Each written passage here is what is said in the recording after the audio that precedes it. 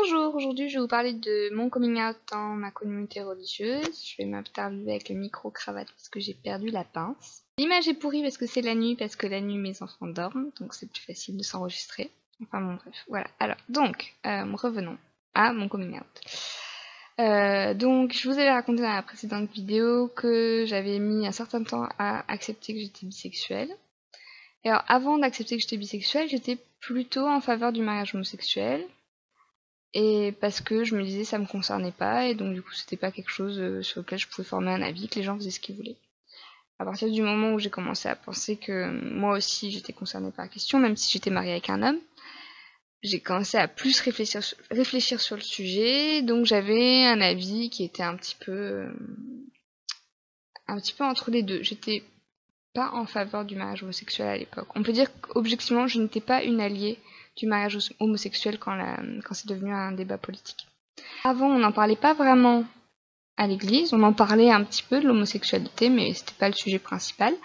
Et quand c'est arrivé avec ce débat, et ben c'est devenu un sujet vraiment remis sur le tapis encore et encore, soit par allusion subtile, soit directement, ou soit dans les discussions informelles. Et donc du coup, je me suis retrouvée avec des amis, enfin des personnes que j'appréciais, qui faisaient partie de ma communauté religieuse, qui disaient devant moi des choses qui étaient vraiment du ressort de l'homophobie. On avait, bon, bien sûr le mot abomination, mais bon, il y avait déviant, pervers, taré, enfin tous ces mots-là, et je les entendais sur une base assez régulière. Et si au début, moi, je m'identifiais pas trop à la cause, j'ai commencé à me sentir franchement insultée, mais c'était compliqué. J'avais pas vraiment fait de coming out. J'en avais parlé, enfin, je l'avais dit à une amie qui était lesbienne et qui était chrétienne. Il y a une autre amie chrétienne qui avait été très très compréhensive.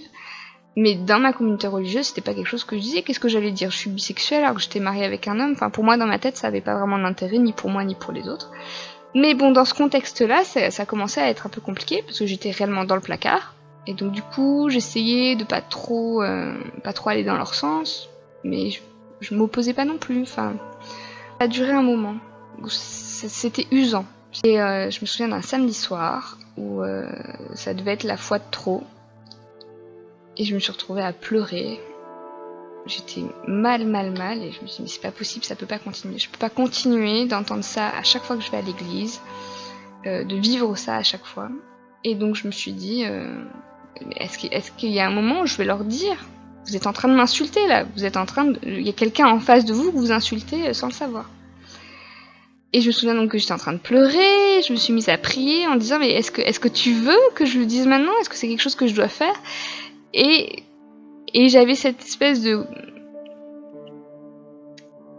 d'approbation, cette espèce de sentiment de dire oui c'est le moment.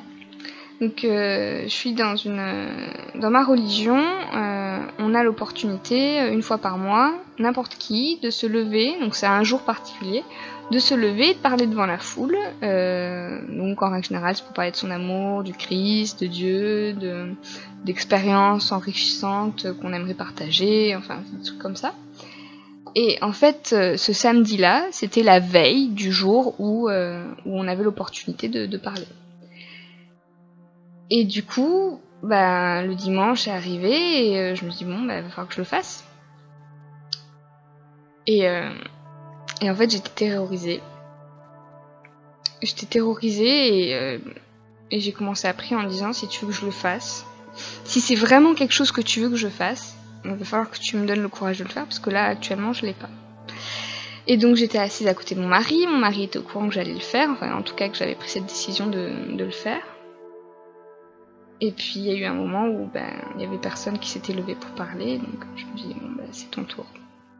Donc je me suis levée et je tremblais littéralement.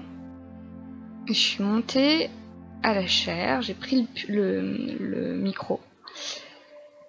Et en fait, j'étais tellement mal que j'ai commencé à pleurer, les mots n'arrivaient pas à sortir.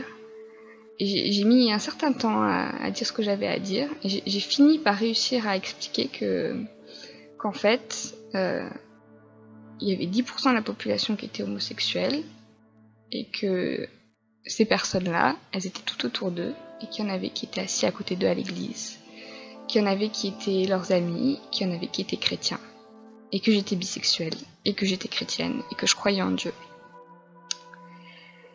Et j'ai essayé d'expliquer ce que c'était que d'entendre ces insultes de façon répétée sans pouvoir rien dire. Et je me suis assise, donc il y avait un espèce de silence de mort. Et là, je me suis retournée, il y a un type à côté, enfin dans l'autre rang, qui m'a regardé, qui m'a fait... Et la fille qui était à côté de moi, qui avait l'âge d'être ma mère, m'a pris dans ses bras et elle m'a dit « Je suis tellement fière de toi, tu es tellement, tellement courageuse !» Et donc j'ai continué à pleurer dans ses bras, enfin bref, ambiance. Et donc là, le dirigeant ecclésiastique s'est levé, et par la suite, j'ai été convoquée dans son bureau. Voilà. Ce que je ne savais pas, c'est que dans la salle, il y avait un jeune homosexuel, dans le placard lui aussi. Donc ça, c'était mon premier coming out en milieu religieux. Ça a eu quelques conséquences, certaines positives, certaines négatives.